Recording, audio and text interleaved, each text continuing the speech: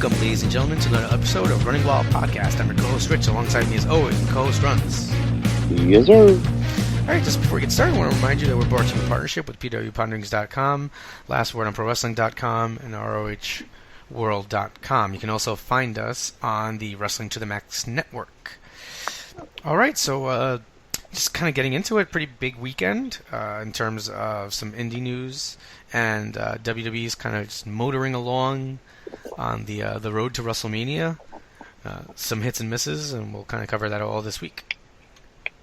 Alright, so I guess the most logical place to get started is the Ring of Honor 15th Anniversary PPV that occurred last Friday. What did you think of the show overall? I enjoyed it for the most part, and that's as expected, but even with the Daniels win, it was still a little just, I don't know, not underwhelming because it was good, but it was what I thought it would be, You are what we thought you were. Right. No, they are who we thought they were. I don't know, it's weird because I've talked to a couple people about it this week, and most people are like, it was a pretty good show. Most people are surprised that it was good. As always. And, I, of course, I don't know, maybe if I'm a little bit too close to it, I was super, I enjoyed really the entire show. Mm-hmm. I thought that Daniel's winning was the story I wanted told, and I'll toot my own horn and say that I did kind of call the way it would end, and it just the fact that it ended the way it did with Kazarian coming out like that, it made more sense to me. I don't know if you saw Daniel's promo before the event, but one of the things that I didn't like, him crying to me was weird. I didn't buy it. That's not the Christopher Daniels, even when he's a good guy, that I've ever seen from him. Yeah, but he's a human being, and he wanted that thing for 15 years, so, yeah, I get that. But, okay, and then his friend had turned on him, right? But now that you look at it after the fact, maybe this whole time, I want a promo cut that he's like, I came out there, and I made it seem like Adam Cole was in my head. And then I set up this Kazarian thing. And then I cut that promo so that Cole would really think, right, that he was, just about to snap and couldn't handle the pressure. And then he outsmarted him the whole time. That last promo to me feels like part of that. I don't think they're going to probably do that, but it just, inside, there's a part of me that knows that that's what happened. Christopher Daniels is like, nah, man, I outsmarted you. That crying was BS. I can do that. I'm an actor. I can do that on Cole. Yeah. Probably looking too much into it, but, it's book in the territory. But, so, and then, just want to throw it out there, that TK O'Ryan moonsault injury was... Yeah. Okay, so now I didn't see the Sid Vicious jumping off the top rope bone thing live. Okay. Right? I'm not sure if I've ever seen an injury, even just watching the event live, that was worse than that one. Well, it wasn't, you didn't see his leg broken. You know what I mean? You saw wobbly. You watched it get broken, but you didn't see his leg. Okay, I don't know. There's a couple of basketball injuries that come to my mind right away, and then of course the Sid Vicious that you're looking at, the jelly leg, and it's disgusting. But I will say, the Sid Vicious, you weren't watching that live, and neither was I, right? This is the worst one that I've ever been active. The Sid Vicious one. The end result is bad, and watching it was oh man, clearly he's hurt, but it wasn't gruesome. I didn't see the broken leg. Oof. I think you gotta go back, sir, and what you need to see is the flapping of his leg, unfettered, like it has no bone there. Yeah, maybe I missed it. I don't know.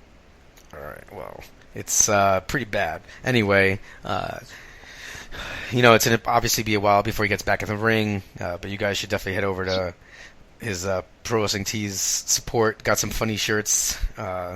Some involving guard. I think he's got a I broke TK's leg, and it's like you can see the outline of a guardrail behind it. So I love the reference to old wrestling, and at the same time, kind of poking fun at oneself. I think is it's good to not take things too seriously. So yeah, and it's really unfortunate timing for him, for the Kingdom. They were on a roll. The 6-man titles were theirs, and it's really, really unfortunate.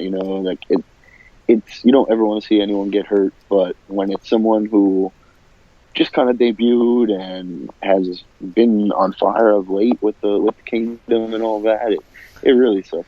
You did you read the spoilers for the TV tapings the next night? But of course. Okay, so spoiler alert. Not that I really feel like anybody who listens to this would be upset that we share spoilers, but not that I feel like anybody listens to it.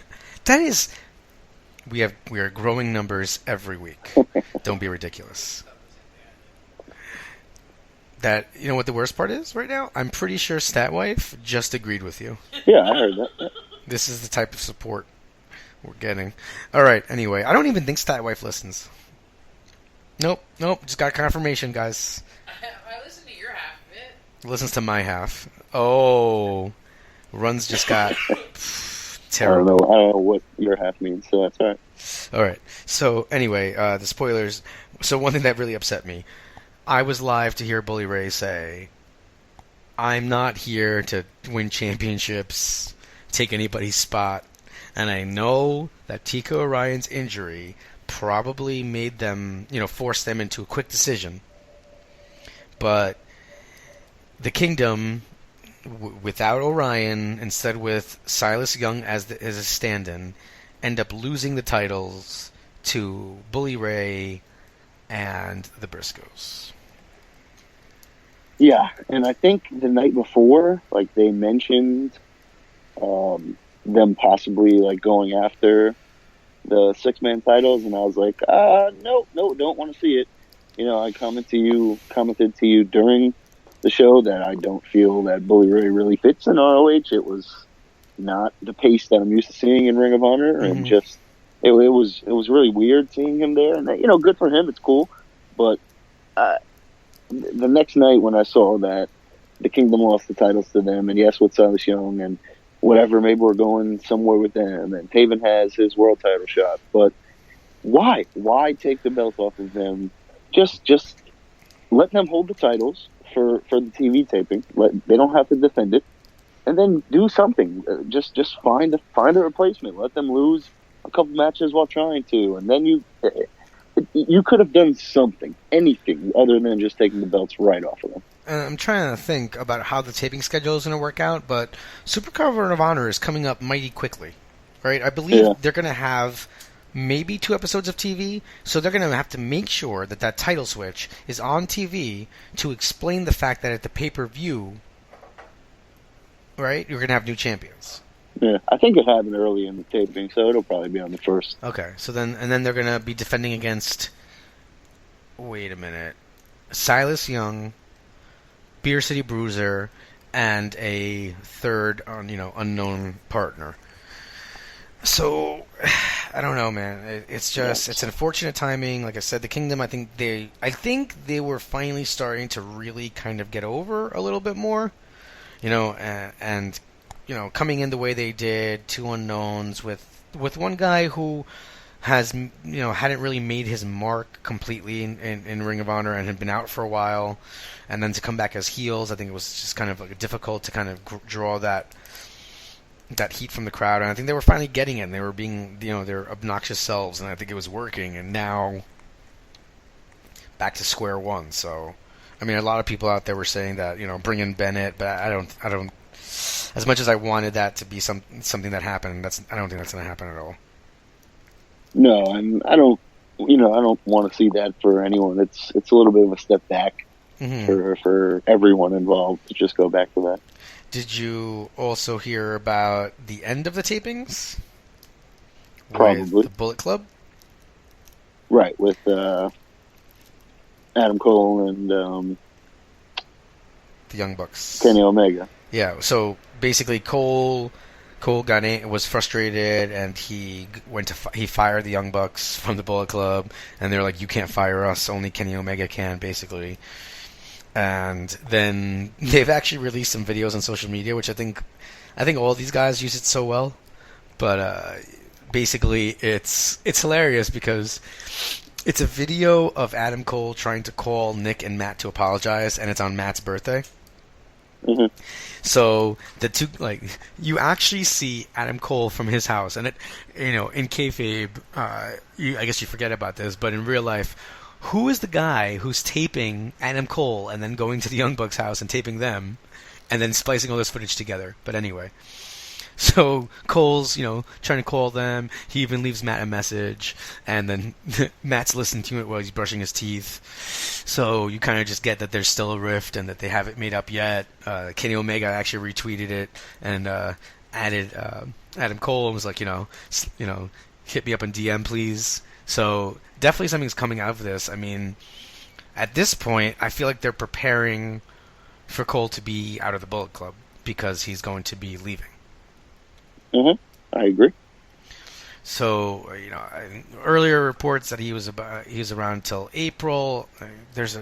With the War of the Worlds tour, there's a very good chance that maybe Omega's actually going to be here, and him and Cole will settle their issues there. I'm not sure. Is there a New Japan show before that?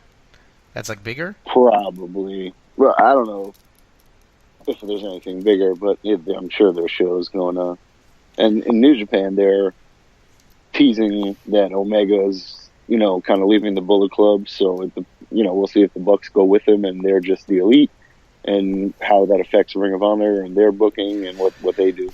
Yeah, it'll do something. I mean, other than really Hangman, right? I mean, well, then you got Cody too. So it'll be interesting to see what happens. I mean, at this point, the Young Bucks are essentially faces anyway, right? Yeah. And if you take same with Omega. If you take the Young Bucks out of ROH Bullet Club, as I'll call it, it's dead. Well, if you take out the Bucks, right, and you get rid of Cole because he's leaving, and Omega is not going to be in it by himself, so who's left in the Bullet Club? Well, I mean, Paige and Cody. I don't know. Without the Bucks and Omega, especially in New Japan, there is no Bullet Club. I don't know. I guess I'm thinking more about America Bullet Club. Well, it's like the same thing because their companies are so intertwined. Yeah, I think it would finally get the Bullet Club over as heels if they continue to do Bullet Club stuff. If the Young Bucks aren't the guys running out and interfering and doing dastardly things, I think people will actually get more annoyed by it. Imagine War Machine in the Bullet Club because they're also New Japan as well. I don't know. Those dudes are monsters, and they would be believable. I don't know. So, right, War Machine, Paige, Cody. They don't. Oh, they don't need it. Yeah. No, I mean that's not the Bullet Club. I don't know. I guess I don't have. I also probably don't have the same lofty standards. I know that Bone Soldiers. Well, but once you add War Machine and it's Paige and Cody, that's the NWO black and white. That's not NWO anymore. You know what I mean? Like Balor, Anderson, Gallows, Omega, they're all gone. Styles, those guys are all gone, and now you're just kind of feeding me the second tier guys. Nah, please don't do that. Listen, man, you telling me you didn't like when Vincent joined the NWO? Nope. Yeah, him and what's his name, Stevie Ray. Oh, Stevie Ray might have been Crush. Steve, that was horrific. Oh, Scott Norton. Brian Adams. No, Scott Norton. Let's come correct. Scott Norton. All right, Vicious and Delicious were legitimately. I loved them. Okay. That's so terrible. IRS was probably a bad idea. That one was weird. The Japanese dude. Oh, Yuji Nagata? No. No. All right. Anyway. Tenzin. Masahiro Chono. Right? Yeah, there you go, Chono. Oh man, that was shocking. Right. Where do you think Fake Sting is right now? Somewhere hanging out with Fake Razor Ramon and Kane. If all the fake versions of wrestlers really hung out together, I don't even know what I would do. like I just picture Bob Holly hanging out with Duke the Dumpster Drosy, having beer after they get off their day job. Just all, like, every level of wrestler, TJ only Hopper hangs out with each other. TJ Hopper, Duke Drosy get together for beers at the bar at like 5:30 when they get off their shift. With Timothy Well and whoever done. I think it's Adam Dunn, man. It's not Adam Dunn, because he's the baseball player. This we happens have this conversation every time we talk about them. Right. Okay. All right. That's why I said then whoever Dunn, because we don't know his name. Timothy Dunn, Adam something. Steven Dunn? I don't know. Who knows? All right. Making things up now. All right. Let's just move on. All right. So current product. I thought the Skrull match was really good with Rush. Of course, it's weird. Then and even on the TV a couple weeks ago, I'm not sure if you saw it, but basically Rush came out and made believe he was teaming with the Rebellion. I didn't see it. Okay, I'm trying to give you the benefit of the doubt and be polite in front of our listeners. So he comes out, which, by the way, Ring of Honor's done this before, and it kind of bothers me. Titus hurts his leg during the match, right? Like, hurts his knee. You come back from commercial, and apparently the referee just lets, like, Rush comes down to ringside, just jumps on the apron. Yeah, that's a replacement. I don't even know how that's allowed, but anyway. So he comes in, he tags in, and then like hits a move, and then basically hits like a crazy cutter on King and takes him out. And then the Kingdom just beat up on the Rebellion, and he leaves. So this last week they're kind of joining each other. Rush was interviewing, and then King comes out, and King's he comes out and says, because everyone knows that I'm live at 225, which I was like, wow, I love it. And then and said that he's going to put the hush on Leo Rush next week. So, wow, I love it. Leo Rush in a storyline, Kenny King in a storyline that involves a rebellion but allows him to be on his own, right? I love seeing this. And then we get the announcement this week that Leo Rush is going to be at Evolve. Yeah. Yep. So, Rush and Fish, taking independent bookings. I've read that Rush told him he's not, signing an exclusive contract. So it appears the same as Bobby Fish, and we'll see what happens. There's more guys leaving Ring of Honor. They really, Rush is somebody that I don't understand why they would not extend to give him. I mean, unless it's all his decision. See, that's the other thing, right? But now you have, in the last couple of months, so altogether, right? I'm going to count it anyway. You had Roderick Strong leave Ring of Honor and go to Evolve. Obviously, that was just a stepping stone for WWE, right? Like, it was just like, he did a show or two and then basically left. You have ACH, Donovan Dijak, Michael Elgin, who, essentially does not want to wrestle with Ring of Honor at all, even though he's got a New Japan deal. Then now you have Bobby Fish, who knows? He could show up there too, and Leo Rush. It's kind of crazy. You need to lock people up. It would be crazy if Fish didn't go to Evolve at some point. Like, it would be. It's like his style, like right. It's a perfect place for him to shine. Him versus Tracy Williams, what? Him versus anyone, Riddle, all those guys. Well, yeah. So it's interesting times. I think that Ring of Honor really does need to start locking some of these guys up. Like Jonathan Gresham is a guy that I don't get why he's not consistently with them anymore. I know he's small, but maybe it comes down to the type of deals that they want these guys to sign. If they want like the Rushes and Fish or Gresham, etc., to sign exclusive type deals, then that's not in their best interest. Someone like Skrull is a little bit older. He's coming from Great Britain. Just going to Ring of Honor is kind of all he needs at this point.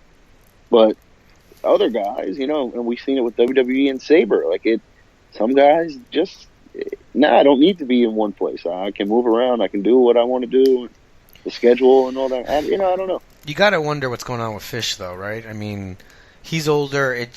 I thought it came out not long ago that I thought he signed like a 2-year deal with them or something that I read.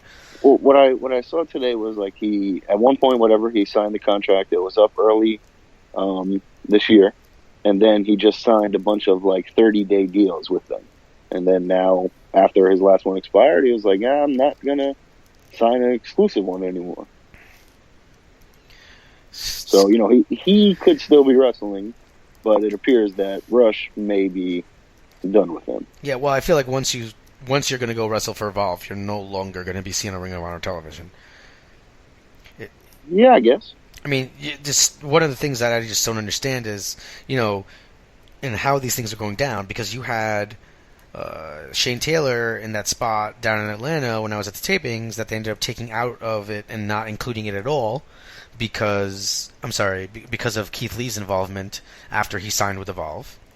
And now you have this, like, again, a storyline being played out with Rush, and then, like, right after that airs, it gets announced that he's going to be at Evolve. Like, where's the communication? And that's kind of what's most striking to me as of late, and O'Reilly wins the title. Cole is the champion. Fish just fought Lethal in a top contender match. Rush just beat Skrull 2 out of 3, and then he faced him for the belt. And these are the guys who are leaving. It's the guys who are in the positions and the guys that they're pushing and the guys that they're kind of behind that are like, all right, hey, I don't want to sign this deal anymore. I'm kind of done being here, blah, blah, blah. Yeah, well, we'll have to see what happens going forward. I mean, I think that what happens with Cole is going to be important. What Omega does. I mean, there's a part of me that would be very excited to see Kenny Omega come over and be with the Ring of Honor for a while. Even if but wouldn't you be more excited if he was wrestling the likes of Fish and Kyle O'Reilly and what I mean? Like they're losing some Dijak and Elgin. They're losing some nice pieces here, and there's always more. And maybe that's part of the lesson why they don't care to lose some of these guys, but they have to, like, they're losing the guys who they matter to them, at least somewhat. So I completely agree with you there, sir. All right, so I'm trying to think if there was anything else on Ring of Honor this week. Oh, well, the Bucks, Hardys, and Roppongi Vice was insane at the pay-per-view. No, yeah, I thought that was a really good match. I mean, I wasn't really... I don't know if this makes sense. I wasn't in the mood for a street fight type match, but what in God's name? I've never seen a tack sleeve. Yeah, that was sick. And right. the super kick with the tack to the mouth. Like, come on, Beretta, man. You don't need to do that. That is... Now, is it even dangerous? I don't know. There's got to be a trick to it. Like, there has to be something. But it was... you're not getting kicked in the face, but, like, what if you accidentally swallow one? Yeah, like hearing them, you could actually hear the clinking as they were pouring it into his mouth. Right, and maybe they just miss, like maybe they cover his mouth somehow or whatever. Yeah, something, but still, unbelievable. Great effect, great visuals. Trent is a legend, man. That guy was taking so many bumps. I really like Roppongi Vice, and I like to see them in Ring of Honor more, to be honest with you. But this is one of the problems, though, I think. So, great match. Love seeing the Hardys. They're definitely Ring of Honor, right? In 2 months, are Roppongi Vice and the Hardys going to be there? Roppongi Vice maybe, but not regularly, and the Hardys no. You know what I'm saying? Like I think the tag team division needs to be built. Because this is what I'm saying. Like this is my issue with Ring of Honor at times. Is there's a lot of things that just don't matter in the long run. That's how my students feel about most of my assignments. All right. Well, fair. No, but that was a good match, too. And I'm trying to think, any other match you want to cover? No. No. The last thing I'll say about Ring of Honor TV this week is every time I see him lately, Punishment Martinez to me is getting just so much better.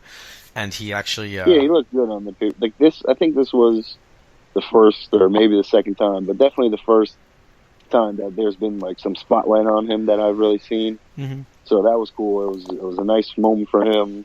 the springboard, whatever the hell he did, was sick. Crazy. So like I said, they have guys in the wing. They have talent, but that doesn't mean you should just let other guys walk away. But we're over that. Yeah, no, he on TV this week, which I really liked seeing, was that he broke away from B.J. Whitmer. They beat War Machine in a match. He chokeslammed Hansen off the top rope through a table in a no DQ match, and then at the end ended up chokeslamming Whitmer. So they are apparently not together anymore, and I actually think that's all for the best. I want to see.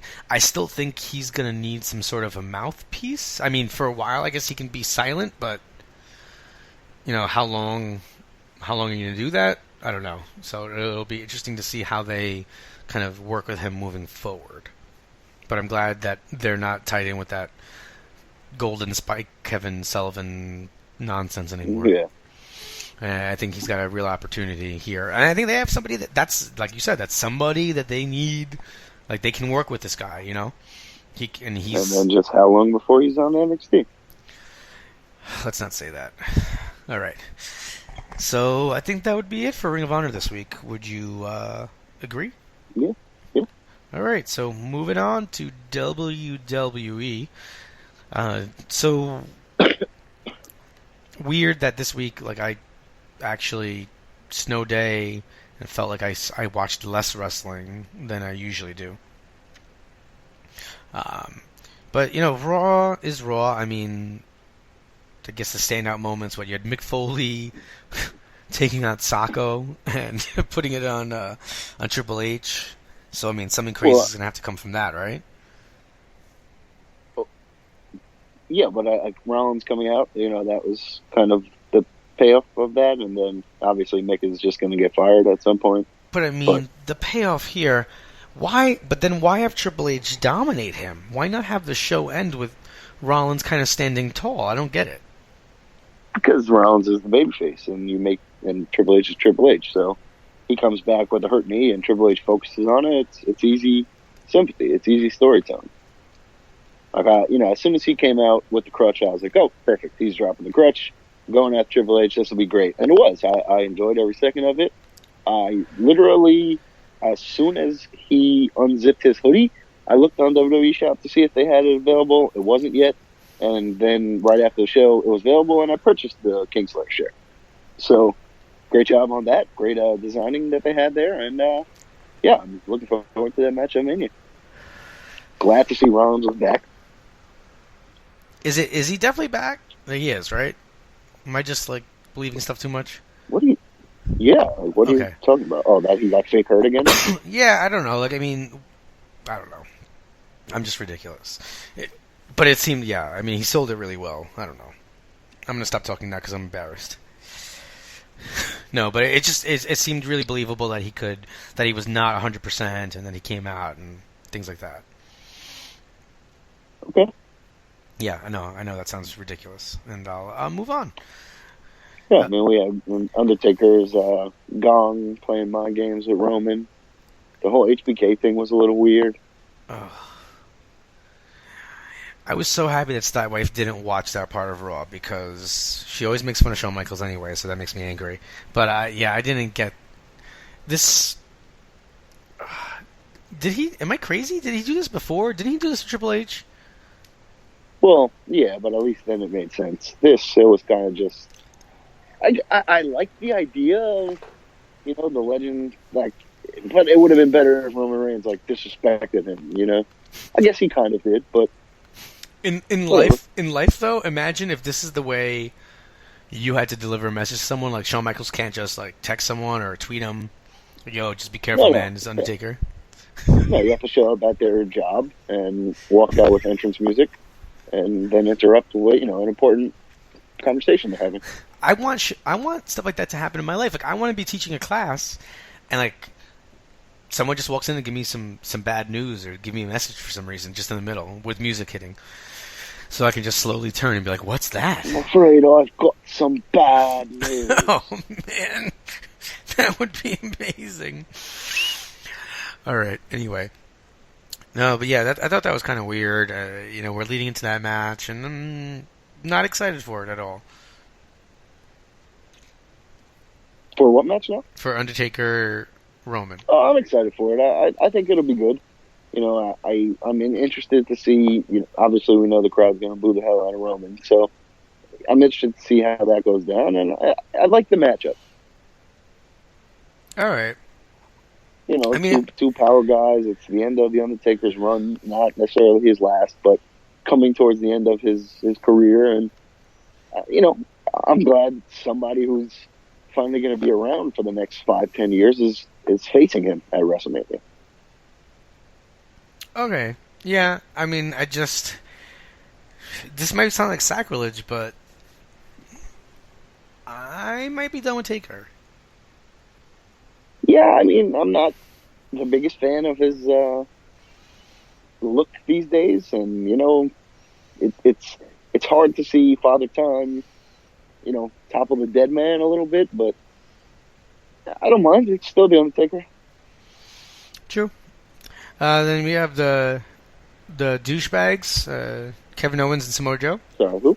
I don't know them by that name. Yeah, I thought that was their official name, the douchebags. You put some respect when you talk about his name. I can't.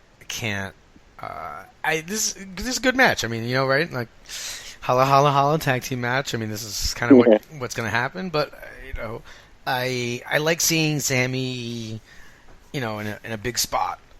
What does this lead to for WrestleMania for him, though? Yeah, I don't know. Like, are they going to do Joe and Sammy at Mania again? Like, or maybe they're in the Battle Royal? That would be terrible. I don't know. Yeah. No, I mean, I'm interested to see what happens. Oh, and huge news: Dana Brooke turned on Charlotte Flair. Terrible. Jesus. Yeah, it was actually pretty good, but I don't care about Dana Brooke at all. No. Not one iota, and I don't know how that plays into all of this, like why this is happening now. It doesn't. Yeah, exactly. Like, I don't know. I get, like, you know, just get rid of her now, but don't make like a storyline out of it. Just get rid of her. Who cares? And I guess the last most important thing to talk about is, of course, Titus. Oh man, what are they? I don't even know what you're talking about, so we can just move on. Oh, he ended up fighting Big Show because he got into an argument with New Day backstage while Big Show was there and kind of picked a fight with Big Show for no apparent reason. Oh, great. Yeah, good stuff. All right, moving on to SmackDown. So, what did you think about Bray Wyatt? Did you get to see the clip of him? Nope, didn't see it. He actually, so he like went back to the shack. Oh, yes, I saw that. Yeah, and he, what's it called? Rubbed dirt on himself. Rubbed the ashes on himself, and she's from hell, so she can't be burned. So, I don't know. Yeah, I mean, you know. Did you like it? Yeah, it was okay. I you know, a little too far-fetched, but that's Bray Wyatt, that's his character, that's what it should have been, so it was okay. There was a tag team sighting on SmackDown, by the way. Oh, was there? Oh, there was, yeah. The Usos beat the tag team champions, that's great. Yep. Hey, these guys haven't been on SmackDown anymore, but here they are losing. Just so we can set them up to win at WrestleMania. I just don't get it. You know, and so, I'm sorry, because I skipped for a second. Do you think that Orton ends up taking the title at this point? Is that what God, we're I hope not. I mean, it would kill Wyatt. Like, let him run with it, man. I mean, you know, it's not going to be the main event, so you can probably do that, right? Yeah. And I guess just before we completely forget about Raw, speaking of the main event, I think I'm okay with Goldberg and Brock being for the Universal Belt. The title looks cool on Goldberg, like it's a cool image, and I think I'm all right. Good for you, buddy. 'Cause I'm not, and I don't like that we have two part-timers. I don't feel like it's more of a spectacle. I don't feel like the match is more important because of the title. Brock is a part-timer, but like he's there most of it. He's a most of the timer. All right. Okay. All right. When he was the champion the first time, I really enjoyed his run. So if what we get out of Mania is Brock beating him and Brock dropping it to someone else, then that's fine. All right. But I just can't. I don't want to see Goldberg on TV, man. I don't care about Goldberg. I just don't care. I don't care that he makes promises. I don't know. But then again, the truth is, I wasn't, I wanted Jericho to beat Goldberg's streak, or not beat it, but be the one who stopped it. So I've never cared for Goldberg much. I didn't care about him in WCW, didn't care about him in his first WWE run, and I don't care about him now. So his first WWE run was just terrible. The quicker for me that he is gone and we're back to normal, the happier I am. Well, yeah, WrestleMania is it. So, and that's what bothers me about it. That's why I'm annoyed, because he's not going to be there after. And that's yeah. I mean, the thinking behind that is not wrong, but for the one match that it is, and building off that he's been dominating Brock, it is what it is. I'm done holding a grudge against it. It's a cool visual. It's a cool whatever. Brock will be the champ. We'll move on from that, and who cares? All right. That's a fair point. So let's see. All right. So that was Raw. So the SmackDown stuff. I mean, that AJ stuff was off the charts cool, I thought. I'm not... by the way, did you see the Bring It to the Table? Yeah. I mean, I love that you have a WWE guy, a commentator, saying that the Styles match just doesn't work for him. Yeah, I thought that was cool too. Corey Graves, if you haven't seen it, said that when Peter Rosenberg asked him about his thoughts, he was like, "Yeah, not really that interested." And you could take that as a Raw guy or whatever, but he put over Styles, he put over Loving to Watch Styles, and he just was kind of meh on it. And I'm the same way. It's in Vince's eyes, that's a big spot, So I like it for AJ on that side of it, but I don't want to see him wrestle Shane. It's a waste. So, he ends up getting fired, but then Shane comes out at the end, and then Shane ends up challenging to a match at Mania. So, I assume this means he's not off the roster? Right, and what I've heard a little bit of rumblings that possibly after WrestleMania, AJ and Roman Reigns are going to brand, so we'll see what happens.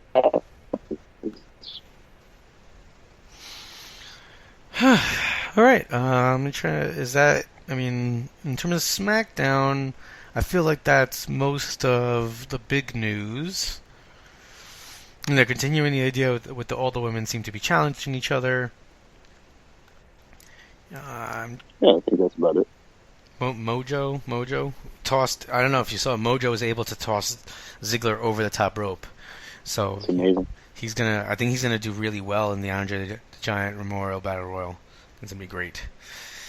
But so I think what the weird thing is if you remove the AJ thing from this week, and I know it's a pretty big thing to say because he's your former world champion, but if you remove that, I didn't really dig Raw that. I didn't dig SmackDown as much as I normally do. Yeah, it was definitely a bit of a placeholder show and just kind of moving along to WrestleMania and setting up some things that need to be set up. And, it is what it is. You need those every once in a while. It's weird because I feel like I'm kind of excited when they don't have, pay-per-views every 2 weeks. Yeah. But at the same time, I think what ends up happening is, okay, so when you had fewer pay-per-views, right, then these episodes were more important because they were setting up so much more leading up to WrestleMania. And it's almost like everything was kind of already... I said to Statwife, hey, Cena and Nikki versus Miz and Maurice is official. She's like, I thought that was official 2 weeks ago. Even to her, this was something that was going to happen. So, well, that's probably because we've literally said to her that it's happening. Well, so, yeah. It's not like she watched the product and interpreted it that way. That's what she was told. Oh, true. All right. But yeah, that part was good with the I don't know if it was on Talking Smack or whatever. Maurice was saying like Nikki's just jealous that I have a ring, she'll never get one. Blah blah blah. Oh man. It leads me to believe that we're possibly on track with John Cena proposing in the middle of the ring after the win, but we'll see. Man, imagine she gives him the "you can't see me," kicks him in the nuts, and walks away. Oh man, that would be fantastic. But it's weird, like if he is actually going to propose, right, and like go back on something he like wholeheartedly is against. Are they really going to do it in this cheesy ass storyline and corny way? Like that would, I don't see that. But whatever, maybe I'm wrong. Oh man, imagine like if he fake proposes on TV and not in real life, that he just wears the fake ring around. Like, no, we're married. You proposed on TV. Imagine she. Oh, I'd love to see her be like, "Come on, John, let's get married." Right after the match, he says no. She hits an attitude adjustment, and then he suddenly drops on his knee and proposes. Oh, I once. It would be just amazing. She adjusted his attitude. Exactly, because he's done it so many times on Total Divas or Total Bellas or whatever. I don't know. All right, now I'm just like rambling incoherently. So that's SmackDown and Raw, really. This weekend we don't have. Am I right in saying this? There's no pay-per-view? No. There was a style battle that John Davis won that I didn't watch because I don't know. Oh no, yeah. I actually thought that was.